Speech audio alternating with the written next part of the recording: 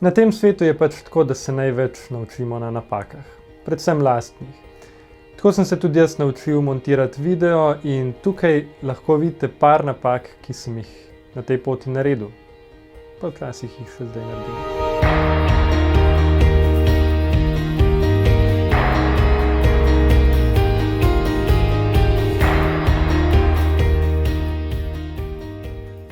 Prva napaka. Pozabil sem shranjevati. Ja, ta napaka mi je povzročila kar precej enega dodatnega dela, ker sem mogel stvari še enkrat montirati od začetka. Zaradi tega, ker sem pač pozabil pritisniti tisto kombinacijo tipk CTRL plus S. Zato vam res priporočam, da uporaba te kombinacije tipk postane res ena vaša rutina, da za vsako stvar, ki jo naredite, uporabite to kombinacijo, shranite sproti, ker vam bo prehranilo veliko živcev in slabe volje.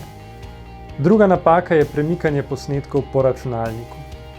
Najbolj pogosto se mi je to zgodilo, ko sem prišel z kakšnega snemanja in sem želel na hitro nekaj zmontirati.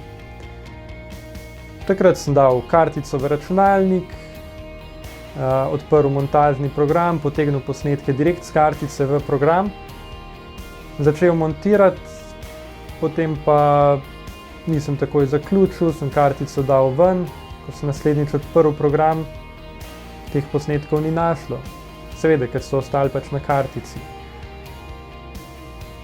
Druga podobna stvar je bila, ko sem recimo kakšen posnetek prenesel z interneta, kakšno sliko prenesel z interneta in z njo hotel vključiti v program, pa sem jo pač imel v mapi prejeto, oziroma med prenosi. Potem sem tisto mapo s prenosi nekaj pospravljal, brisal stvari in tako naprej, premikal. Spet program več ni našel te datoteke. Zato vam res priporočam, da vse posnetke, ki so vezani na en projekt, date v eno mapo in jih imate tam v tisti mapi pospravljene.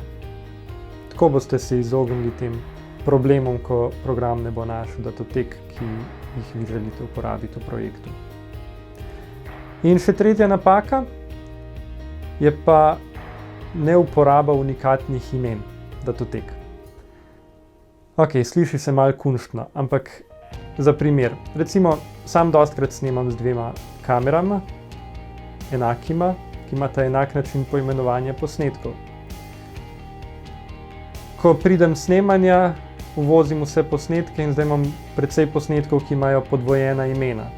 In program več ne bo vedel, kateri posnetek želim uporabiti in tako naprej. Zato, ko uvozite posnetke, vam priporočam, da jih preimenujete. Stvar je v bistvu zelo preprosta.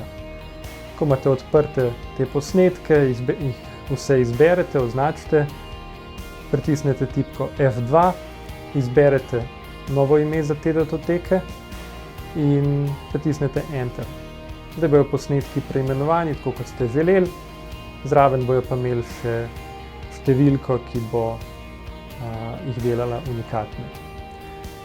Ok, to so 3 napake, ki sem jih najbolj pogosto delal in jaz upam, da se jim boste vi bolj uspešno kot jaz izognili. Zdaj pa še ena bonus napaka oziroma težava, ki je tudi mi požrla precej živcev.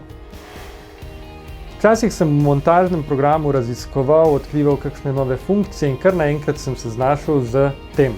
Kaj se je zdaj zgodilo? S tem program več ne zgleda tako, kot je prej. Brez skrbi. Gremo na Window, Workspaces, Reset Workspace. To je pa že bolje.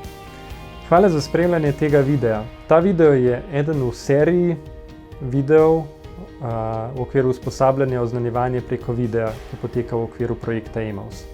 Usposabljanje je brezplačno za vse, ki bi radi prinašali Kristusa na splet, tudi prek video vsebin.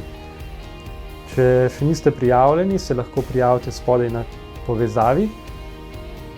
Vesel pa bom tudi vsakih komentarjev, predlogov, pripomb, lajkov, deljenja. Se vidimo v naslednji lekciji.